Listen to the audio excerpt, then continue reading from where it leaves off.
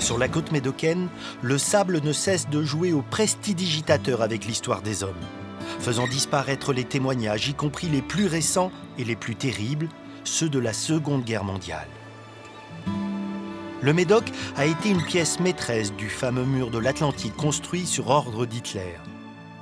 Août 1944, Bordeaux est libéré, mais les Allemands se replient dans la forteresse du Nord-Médoc. 350 bunkers en béton, des centaines de canons et plus de 800 000 mines.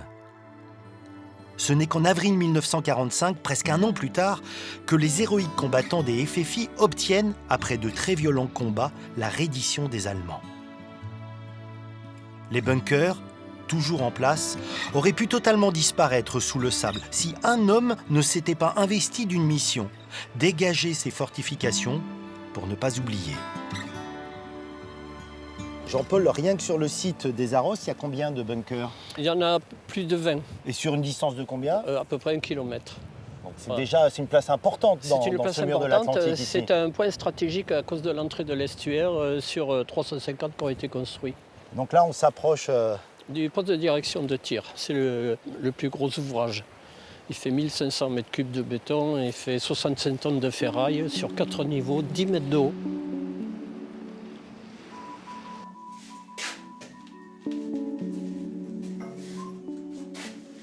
Ah, mais ça pèse une tonne cette porte. 2 fois 320 kilos. Et ça continue à s'ouvrir comme ça? Oui, je les ai toutes dégrippées.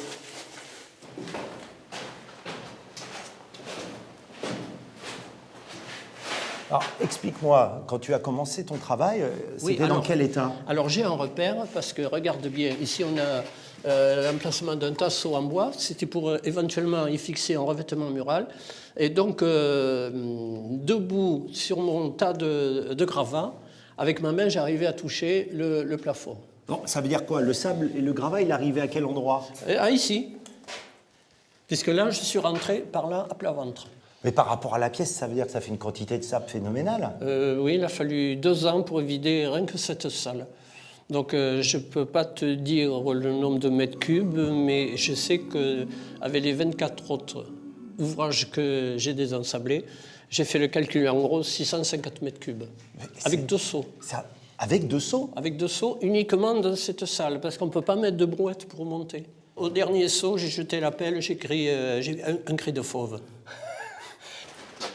Quand il ne s'affaire pas à dégager les bunkers, Jean-Paul organise des visites.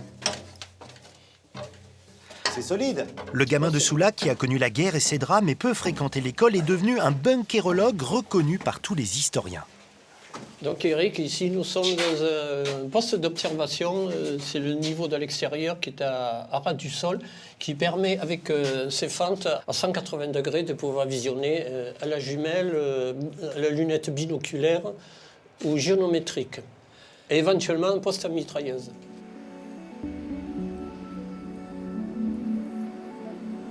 Pour quelle raison personnelle tu t'impliques autant, toi, dans cette histoire? Ça fait 16 ans que je me suis impliqué pour rendre un hommage particulier à mon père, qui a été réquisitionné par la STO en tant que service du travail obligatoire. Ce sont des gens qui ont souffert énormément pendant 2 ans pour construire tous ces ouvrages indestructibles. Et deuxième raison, pour rendre hommage également à tous les soldats français qui sont tombés, qui ont perdu la vie pour nous libérer. Si tu ne faisais pas ce travail, les bunkers, peut-être, on ne les verrait plus aujourd'hui. Donc ce devoir de mémoire, il pourrait plus se faire. C'est exact, oui. Il a bien fallu qu'il y en ait un qui retrousse les manches pour... En fait, on était plusieurs au départ. Et petit à petit, ils ont décroché. Donc à un moment donné, je me suis retrouvé tout seul. Et je me suis posé la question, si je décroche à mon tour, c'est fini pour l'histoire. Ça restera des dépôts d'ordures, des squats, des ronciers. Et l'histoire sera finie. Donc il faut toujours quelqu'un qui soit là pour perpétuer une mémoire.